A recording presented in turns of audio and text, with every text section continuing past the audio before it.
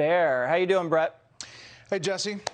We don't know exactly where those biological research facilities are on the map here, but we do know that Russian forces are on the move, and we've seen them active in the Kyiv area here, some bombardments, and outside Kyiv, a lot of the suburbs. There is some movement here, and I want to talk about that a little bit closer on this next map. And that is, this is Jack Keene's study group, the Institute of War group, and they are seeing some significant movement of Russian troops from the eastern part. They're also seeing down from the north and northwest in an effort to encircle Kyiv.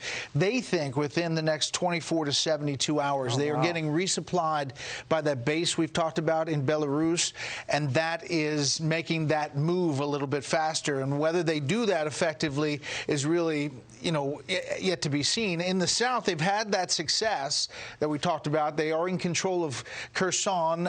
They've had bombardments in Mariupol. There's fighting in the south. They obviously have Crimea. The big question is Odessa. Right now, the residents there are fighting back very hard, and they've got sandbags. There was a thought that there was going to be a marine landing there. It has not happened yet for the Russians, so we're watching that closely. And the other big story today is the MiGs and what happens with Poland's invite. They want to send their MiGs to Ramstein, Germany, have the U.S. somehow, or the Ukrainians, get them to Kyiv, but the U.S. is saying, no, we can't do that. So there's a big question about the MiGs and what's going to happen to supply Ukraine. Obviously, the Ukrainians would like to have that firepower. We are providing them Stinger missiles and Javelins as well. But the Polish put out this statement, and it caught U.S. officials off guard today. And what happens with those MiG jets is really a big question as of tonight.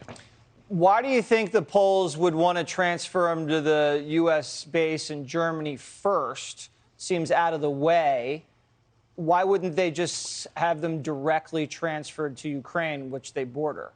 Right.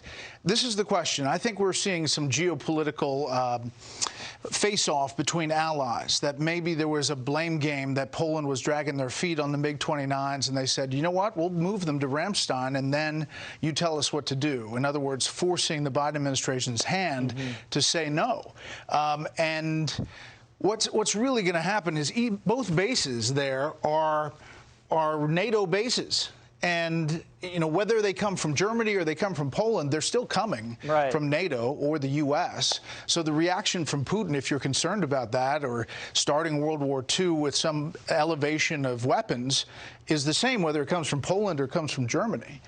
So we're going to see, I think, in the next 24 hours what happens with those MiG-29s. Yeah, that is interesting. Maybe, I guess, if the Americans touch the jets last, that makes a difference. Card? Yeah, exactly.